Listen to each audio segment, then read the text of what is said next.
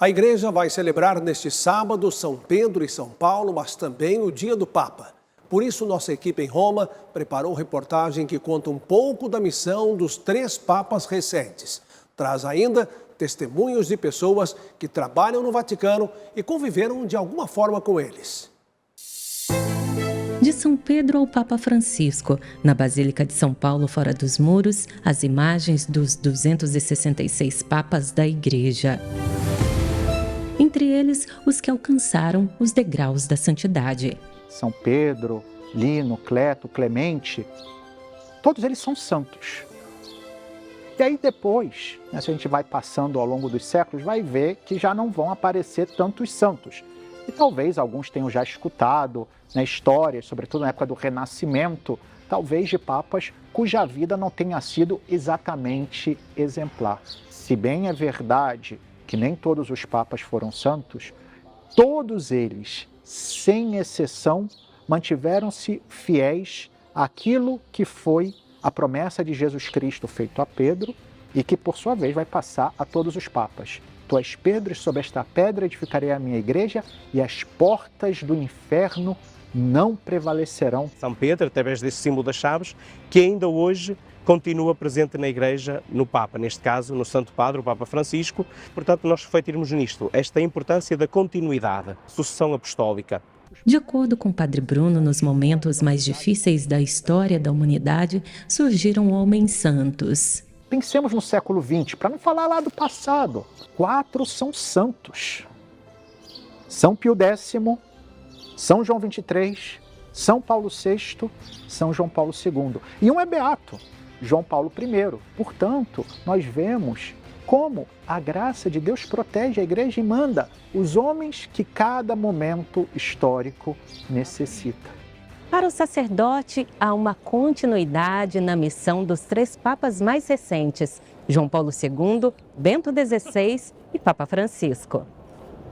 Se João Paulo II dizia, é bom, é belo, é maravilhoso ser cristão, Bento XVI nos ensinava como se é cristão, o que significa ser cristão. E aí chegamos no Papa Francisco, nosso atual Papa, que aquilo que João Paulo II tinha iniciado e Bento XVI continuou, Francisco, em certo sentido, leva às últimas consequências, que é mostrar na vida prática de cada um de nós o que deve significar ser um verdadeiro batizado. E a experiência de quem conviveu com os 3 papas mais recentes são marcantes. João Paulo II faleceu em 2005, então consta que numa das viagens que ele fazia, num determinado momento, quando ele estava no avião, chegou pelo rádio uma informação de algo que precisava de uma decisão imediata dele. Então, um dos secretários foi se aproximar dele, ele estava com a liturgia das horas na mão, falou, Santo Padre, precisamos do senhor para algo, enfim, aquilo que estavam pedindo. Ele falou, o Papa está rezando. Novamente o secretário vai, Santidade, precisamos de uma resposta, uma coisa urgente, delicada. E ele diz, por isso o Papa está rezando. Então, era um homem de profunda união com Jesus, não por outra razão, é santo. Com o Papa Bento XVI, o que eu lembro assim, muito forte, que é muito forte ainda hoje, é a inteligência dele, assim, que é realmente impressionante, porque eu ainda procuro seus textos quando eu preciso assim, de de um conceito bem definido. Ali é o meu porto seguro. Com seu jeito descontraído, o Papa Francisco deixou uma alegre recordação ao Padre Antônio, que mora na Casa Santa Marta, local onde habita o Santo Padre. Lembrar a todos, né, o pedido que o Papa Francisco sempre faz, né, desde o início, desde quando ele apareceu lá no balcão, no dia 13 de março, no balcão central da Basílica, o pedido que ele faz a todos, né, rezem por mim, não deixem de rezar por mim. E ultimamente, em tom de brincadeira, o Papa tem dito a algumas pessoas, especialmente ali em casa, né, na Casa Santa Marta, olha, rezem por mim, a favor, não contra, né? Então vamos atender esse pedido do Papa, rezar a favor, não contra. Scherzare, ele disse, ma preghi a favore, non contro.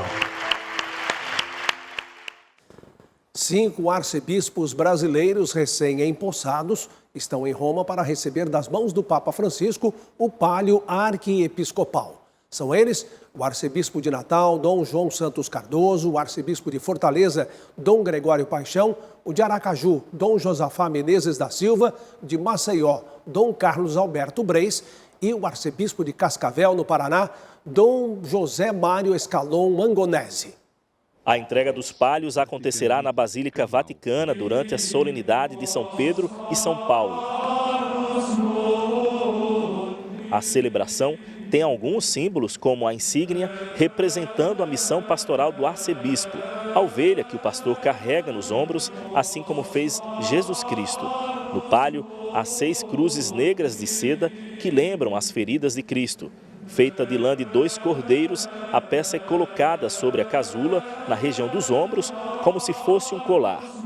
Após o recebimento pelas mãos do Santo Padre, o Papa, uma outra cerimônia marcada pelos arcebispos em suas cidades, para o rito de imposição do palio perante toda a igreja particular de cada arquidiocese.